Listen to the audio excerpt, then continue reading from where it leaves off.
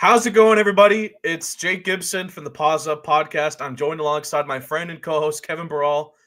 We'll get right to the point here. The latest reports are that FIU is set to fire the head coach of FIU football, Mike MacIntyre.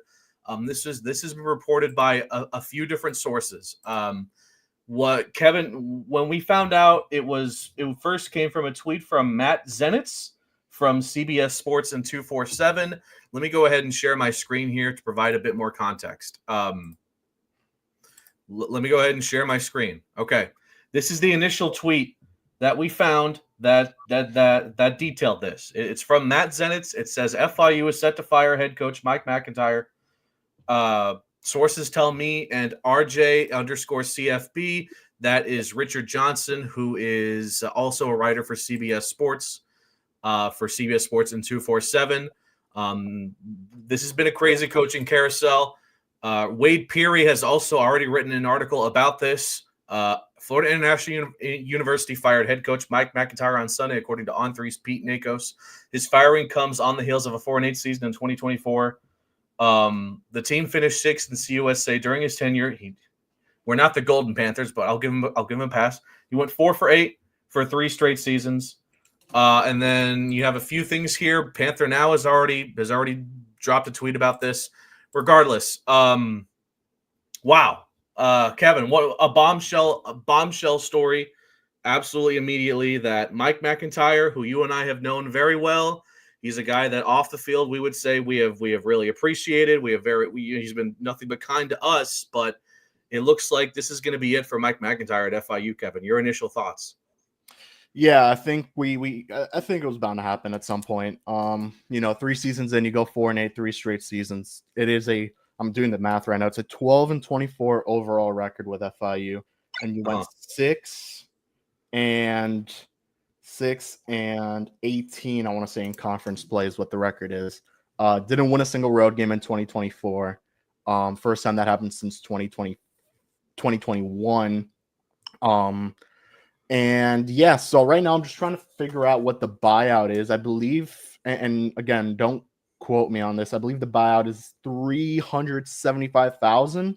Something along those lines, yeah. Should be something along those lines. So, I mean, we were literally just sitting around. I had a feeling. I was watching some NFL football. I was just being casual, and then you texted me in a panic.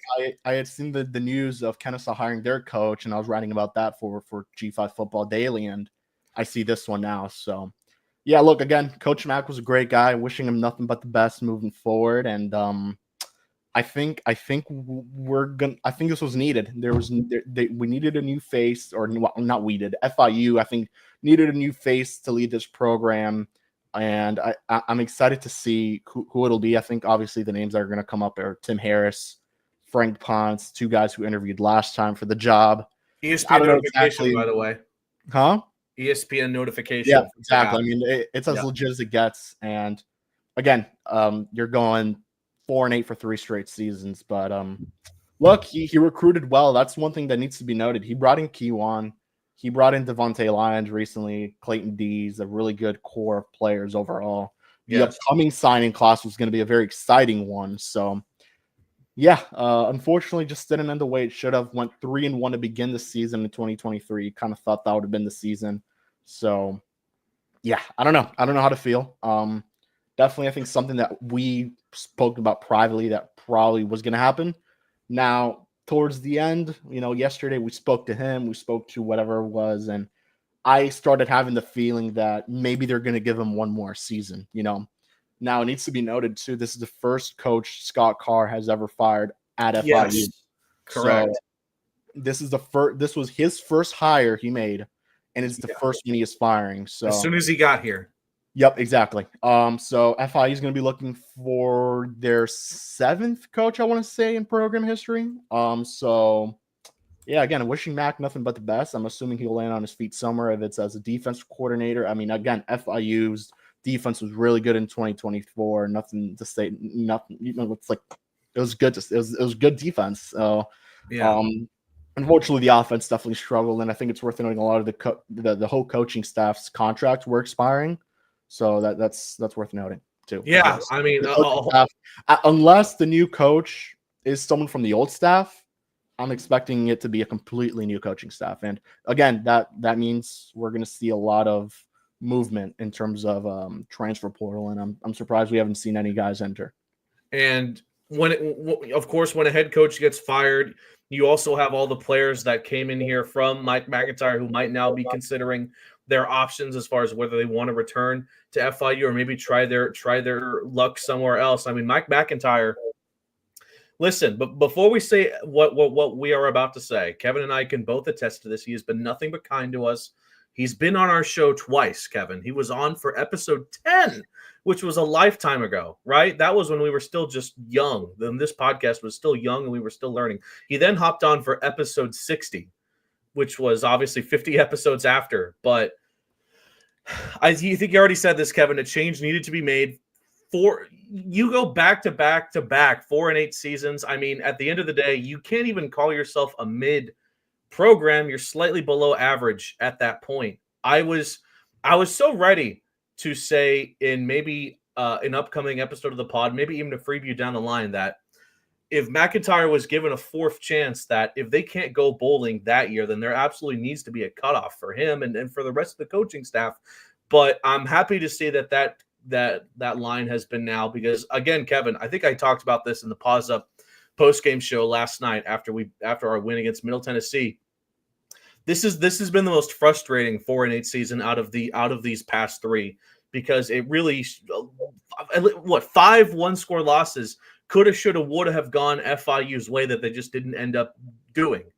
And Kevin and I will be honest here, we've had these discussions privately about the future of FIU football and what direction they could go. Kevin, I want to ask you, because I'm curious about this myself. When do you think this decision was made? I'm assuming it was not made on a whim. It wasn't made just right now. This is probably taken Scott Carr and his assistants and everybody a long time to come down to this decision. If this is the end of Mike MacIntyre's tenure here, when do you think that process ultimately began? Look, honestly, I truly believe that that up to when I put out my tweet, I'm not going to lie to you, I think Mike MacIntyre was going to come back in 2025. Okay. I think after alumni, players, and everyone, donors started coming out and showing their displeas of what he said, and then obviously linebacker Reggie Peterson coming out, and I think that's really where it stemmed from. Again, Mike should have never said what he said in that press conference. Yes. But I think that was something everyone could have gotten passed by. I was going to get passed by that. I think everyone was. And unfortunately, that wasn't the case. And I mean, the Reggie Peterson thing certainly, I think, blew up and ended up being the reason why he's not here anymore. And again, you lost to Monmouth, which is an FCS game. Yes. Kennesaw State, who was not very good, and UTEP that hadn't won a single game. That can't happen. You win 2 of those and you're going bowling. So unfortunately, that's just the situation of things. Definitely seems like a lot of reports were that, just wasn't really holding that locker room together. So to clarify, by the way, a lot of other tweets have just come out saying that this is seemingly confirmed on 3. As I mentioned, I already posted about this. Pete Thamel, who obviously does great work covering college football in general. He's covered a lot of the conference realignments and stuff like that. He's also talked about this. Just scrolling down social media right now, a lot of these of accounts that have commented about head coaches being fired all across the country, let alone FIU. They're now reporting this about Mike MacIntyre. Now, I am briefly going to check, though. I'm going to assume that nothing has been confirmed directly from FIU athletics or FIU football right now. Yeah, they have not posted anything. We have not. There hasn't been an official statement from FIU athletics as of right now. But this is an absurd amount of Barry Jackson as well. This has been an absurd amount of accounts reporting this. So I would say take it with a grain of salt, but I do feel very confident this is confirmed with how much media is going to be. Yes, no. At this point, we're just waiting from official word from FIU themselves. Shouldn't take that long from now. I would assume. I don't think many saw it coming.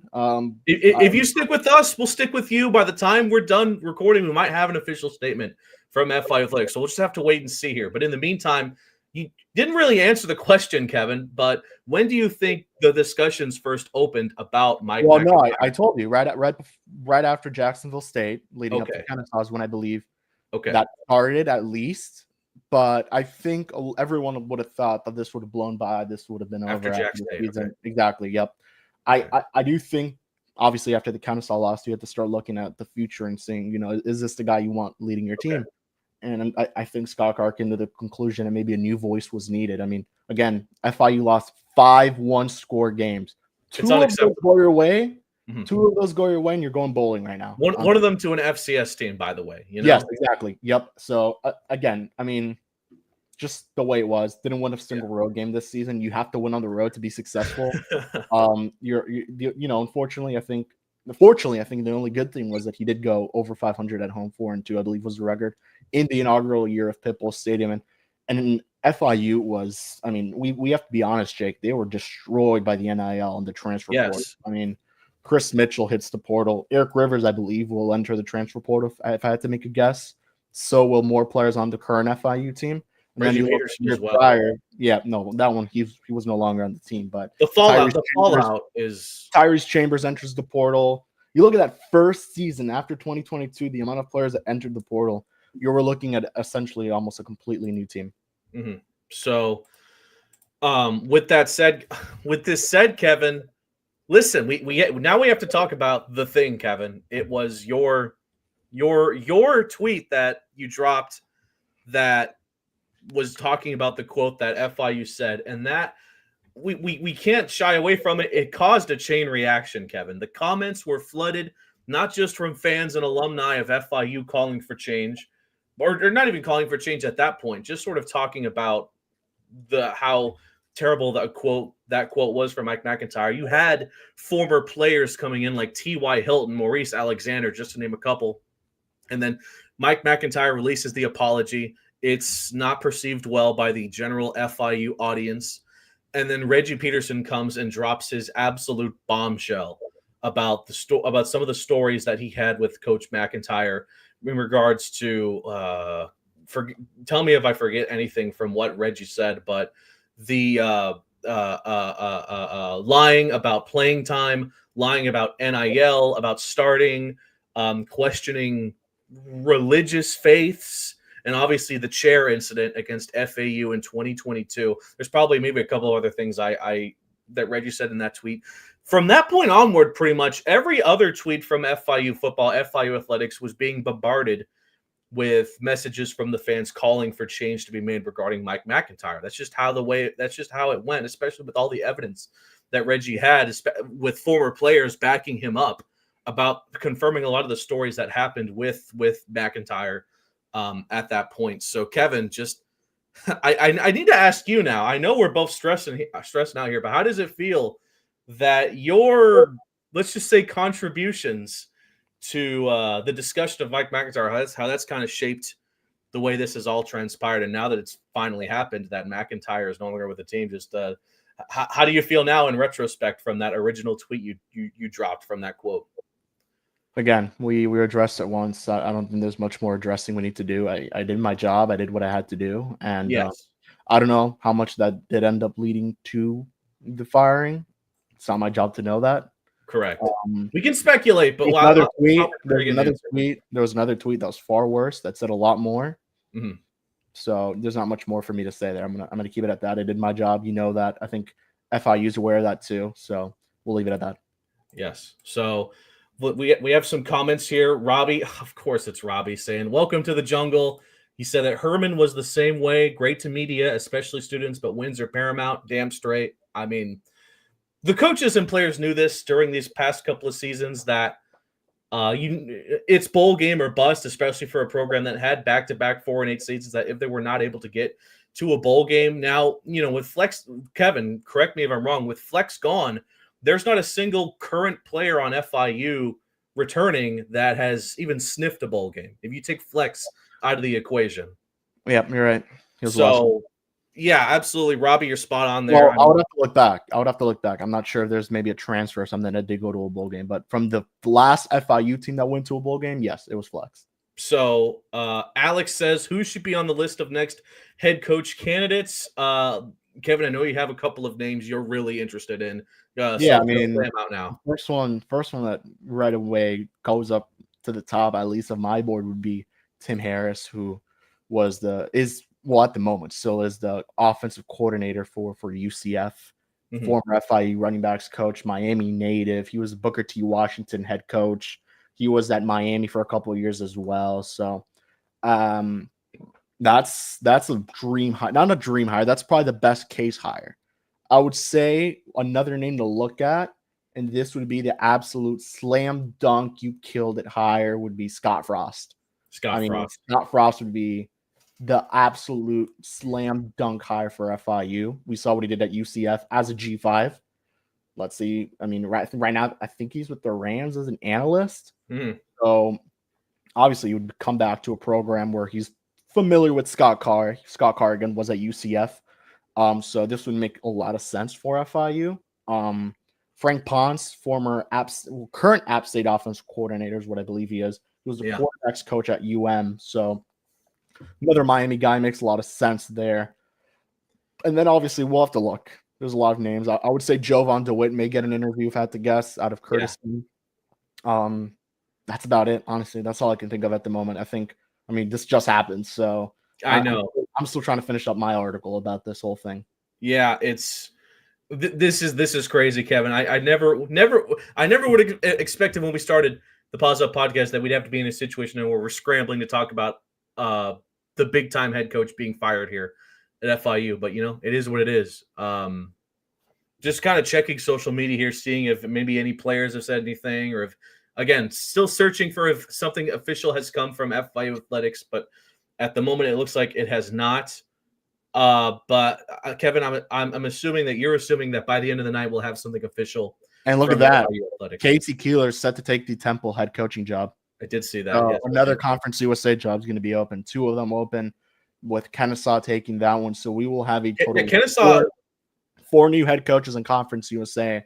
And I say Kennesaw just got their coach. 2 of them are joining the conference with Delaware and Missouri State. So we will have 4 new head coaches.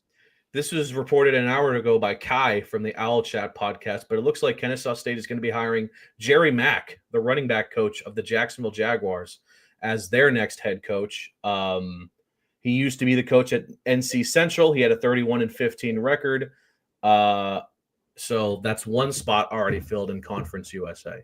So obviously not related to FIU. I don't think any of us had Mack or Jerry Mack as a target for FIU specifically, but none of us did.